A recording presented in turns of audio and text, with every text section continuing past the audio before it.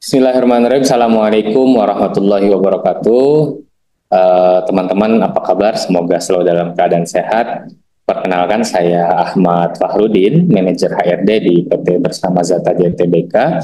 Insya Allah hari ini kita akan sama-sama sharing, belajar tentang hal yang paling fundamental, dan ini menjadi prasyarat kita untuk bisa menjadi seseorang yang sangat bermanfaat baik secara pribadi maupun bagi perusahaan. Apa itu? Yaitu bicara tentang growth mindset. Teman-teman sekalian, kalau bicara tentang growth mindset, ini bicara tentang sesuatu yang ada dalam diri kita yang hari ini menjadi wajib perlu adanya. Kenapa? Karena kalau teman-teman perhatikan, dunia hari ini berubah dengan sangat cepat sekali. Beberapa peneliti menyatakan ada istilah VUCA, ya, volatility, uncertainty, complexity, dan ambiguity.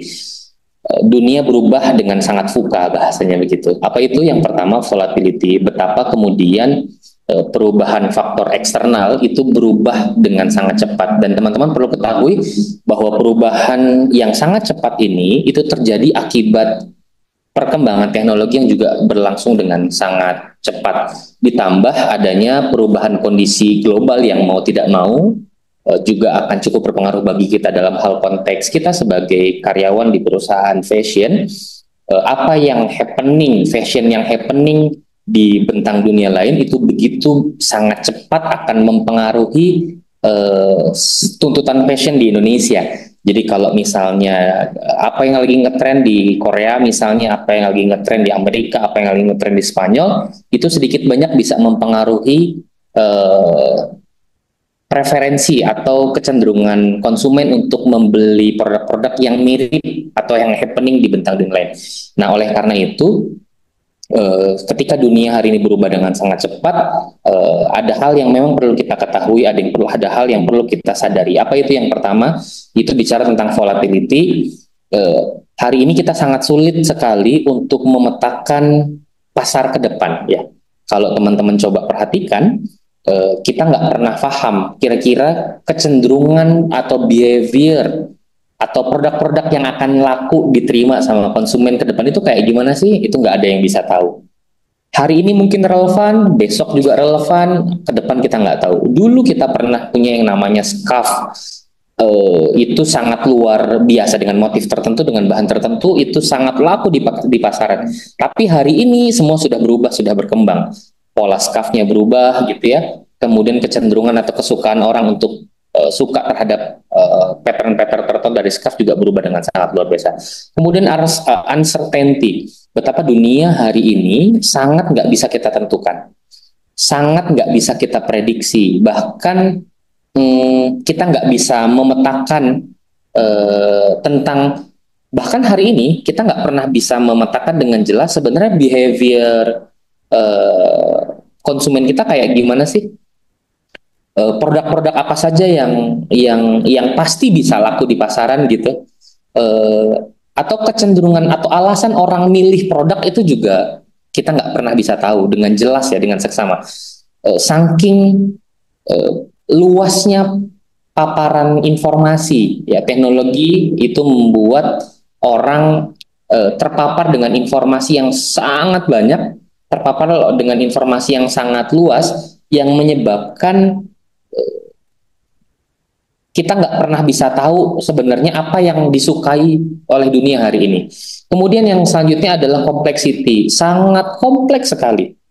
Jadi jadi kita hari ini juga ketika kita memetakan produk-produk apa yang bakal laku, itu variabelnya sangat kompleks banget. Kenapa? Karena tadi arus informasi yang sangat terbuka lebar, kemudian kecanggihan teknologi yang juga makin pesat, kemudian apa tadi kondisi global yang juga mempengaruhi dan memapar bisnis kita dengan sangat luar biasa sehingga mempengaruhi keinginan kebutuhan konsumen gitu, itu juga membuat akhirnya peta dari kebutuhan real konsumen itu apa itu juga menjadi semakin kompleks, dan pada akhirnya situasi ini membuat informasi atau kondisi menjadi sangat ambigu gitu ya. Kita nggak pernah tahu nih sebenarnya situasi hari ini tuh kayak gimana sih, situasi bisnis fashion tuh kayak gimana sih. Apa yang kemudian fashion yang kayak gimana yang bisa terus tumbuh dan berkembang gitu. Nah, situasi pasar yang berubah dengan sangat cepat ini menuntut kita untuk menyadari bahwa kita juga harus siap terhadap situasi ini. Kita juga harus bisa merespon situasi ini. Jadi jangan sampai kita ketika menyadari bahwa dunia sudah berubah dengan sangat cepat, pasar sudah berubah dengan sangat cepat, kebutuhan konsumen berubah dengan sangat cepat, termasuk kecenderungan orang untuk beli produk berubah dengan sangat cepat, kita masih menggunakan cara-cara yang lama. Kita masih menggunakan hal-hal yang umum sudah dilakukan oleh banyak orang yang itu belum tentu berhasil. Kalau kata Einstein, hanya orang gila yang berharap mendapatkan hasil berbeda dengan cara yang sama. Saya ulangi, kalau kata Einstein, hanya orang gila yang berharap mendapatkan hasil berbeda dengan cara yang sama. Sehingga cara-cara yang dulu pernah relevan bahkan memberikan dampak yang sangat luar biasa di bisnis Elkop sekitar tahun 2014 sampai 2018 yang membuat kita mengalami lompatan-lompatan pasar, lompatan finansial, lompatan pendapatan yang sangat luar biasa. Hari ini cara-cara yang dulu pernah kita pakai belum tentu relevan, belum tentu diterima oleh publik, termasuk juga bagaimana cara kita melayani, bagaimana cara kita menjawab pertanyaan-pertanyaan konsumen, termasuk juga bagaimana cara kita bekerja, ya, itu akan sangat berbeda, ya. Oleh karena itu, kita perlu memahami bahwa situasi hari ini sangat luar biasa berat. Situasi hari ini sangat sangat menantang, ya. Bukan berat, sangat menantang. Kalau kemudian kita ketahui kalau bisnis fashion itu bisnis yang sangat, istilahnya apa ya? Bisnis yang red ocean, ya, benua yang merah. Kenapa? Karena bisnis fashion adalah bisnis yang mudah dimasuki oleh banyak orang tanpa perlu ada kompetensi atau keahlian khusus. Karena semuanya sudah terbuka, ya, sudah banyak para pemain-pemainnya. Dari mulai brand internasional sampai brand lokal, bahkan startup hari ini juga banyak, ya, sama-sama main di bisnis fashion. Yang karenanya situasi bisnis fashion memang sangat menantang. Ditambah juga situasi konsumen yang memang cukup volatil, cukup mudah tergoda, tergadai, atau cukup mudah dipengaruhi oleh harga. Jadi kalau harganya beda sedikit, konsumen pasti akan pindah beli di tempat lain. Dan lewat marketplace yang menjadi salah satu kanal penjualan online yang memudahkan dan hari ini masih terus happening, itu membuat orang sangat mudah membandingkan satu produk dengan produk yang lain, membandingkan harga gitu dengan produk yang lainnya. Oleh karenanya kita sebagai salah satu pionir perusahaan bisnis fashion muslim di Indonesia juga harus bisa menyesuaikan diri.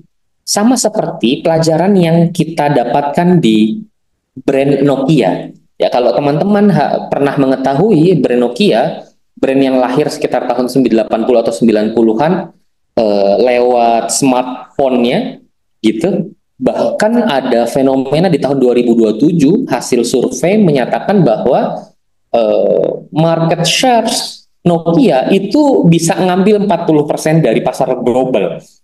Teman-teman ketahui 40% dari pasar pasar global itu sangat besar sekali.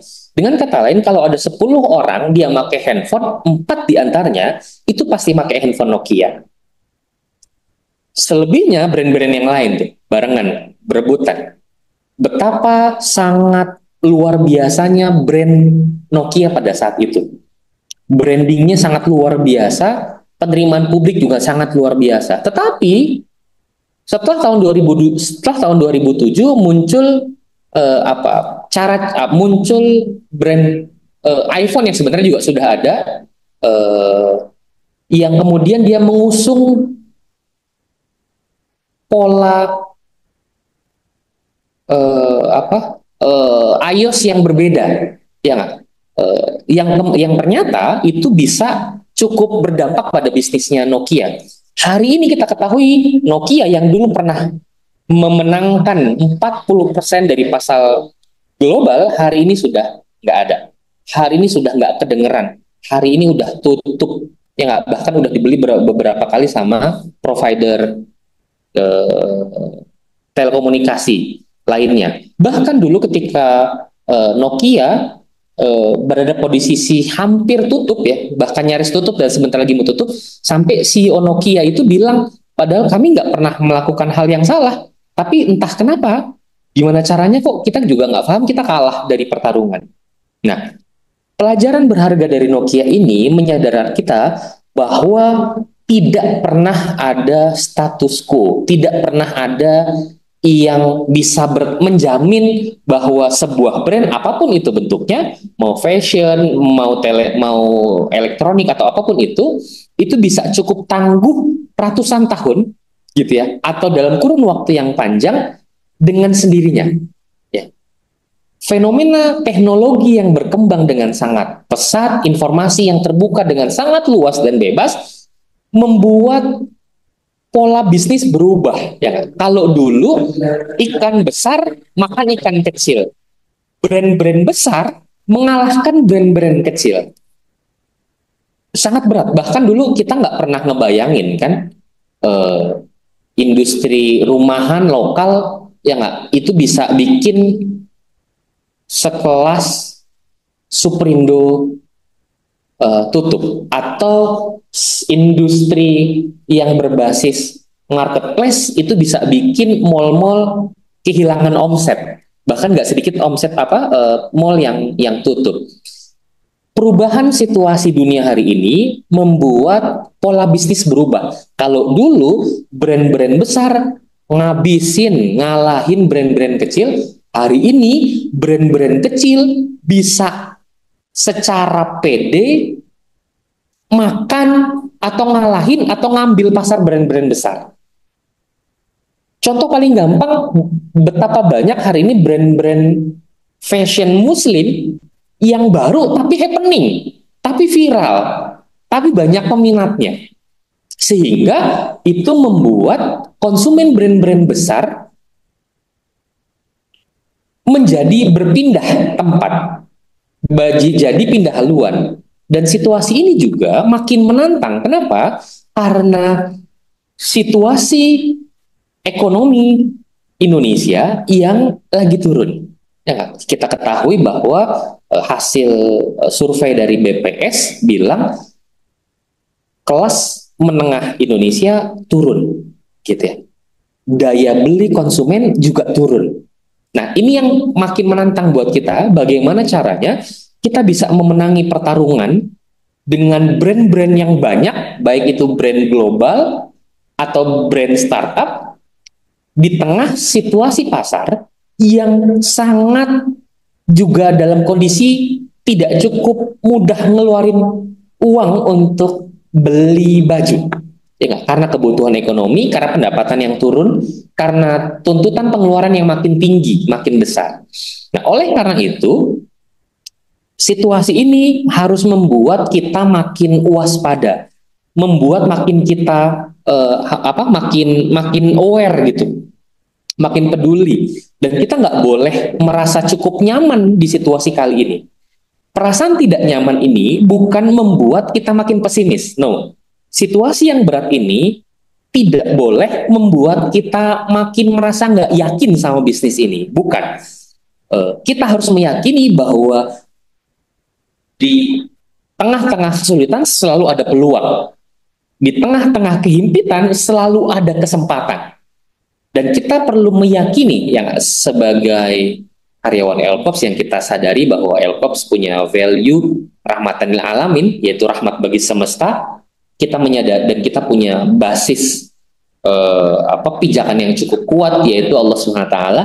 Maka kita perlu selalu ingat bahwa Allah SWT di surat Al-Insyirah pernah menyampaikan inna ma'al usri yusra, inna ma'al usri yusra. Maka sesungguhnya bersama kesulitan ada kemudahan, dan sesungguhnya bersama kesulitan ada kemudahan. Kalau kita mendalami tafsir ya dari ayat ini, kita akan dapati bahwa bersama satu kesulitan ada dua kemudahan. Jadi kalau kita coba lihat ayatnya, Allah bilang fa inna ma'al usri yusra, maka sesungguhnya yang pertama Allah gunakan huruf taukid, huruf penguat, huruf yang ini menggambarkan kalau beneran loh yang mau diomongin tuh seriusan loh, nggak main-main loh, bener-bener memang ini loh adanya gitu. Fa inna ma'al usri yusra, Allah bilang maka sesungguhnya bersama al usra itu dalam bahasa Arab adalah isim ma'rifat yang artinya sebuah kesulitan. Yusron adalah isim nakiroh yang artinya kemudahan. Kalau kita mungkin pernah mengetahui dalam bahasa Inggris ada namanya the car atau a car. Apa bedanya the car sama a car? Kalau the car itu artinya itu loh mobilnya, bukan yang lain. Tapi kalau a car, sebuah mobil, tapi kita nggak pernah tahu mobilnya yang mana. Banyak alternatifnya. Nah, Allah menggunakan al-usra, kesulitan, menggunakan isim ma'rifat atau dekar bahasanya. Yang menunjukkan bahwa kesulitannya yang itu loh, bukan yang lainnya. Yusron, itu artinya kemudahan. Yang kemudahannya nggak tahu yang mana, bisa banyak kemudahannya. Nah, dalam kaidah balaghah, kalau ada dua kalimat bergandengan menggunakan isim yang sama, isim ma'rifat yang sama, itu sebenarnya lagi bilang bahwa isim ma'rifat di kalimat pertama sama kedua sama. Artinya apa? Ketika Allah bilang bersama kesulitan, artinya kesulitan di ayat pertama dengan kesulitan ayat kedua itu artinya sebenarnya lagi ngomongin kesulitan yang sama. Bersama satu kesulitan ada yusron, ada kemudahan. Yang kemudahannya di kalimat pertama dengan kemudahan di kalimat kedua adalah dua jenis kemudahan yang berbeda. Maka dari sini kita perlu sangat meyakini bahwa atas janji Allah tadi, bahwa bersama kesulitan ada dua kemudahan. Dan mentalitas yang perlu kita bangun sebagai karyawan Elkops adalah meyakini bahwa satu-satunya cara untuk bisa mendapatkan dua kemudahan adalah dengan hadapi kesulitan.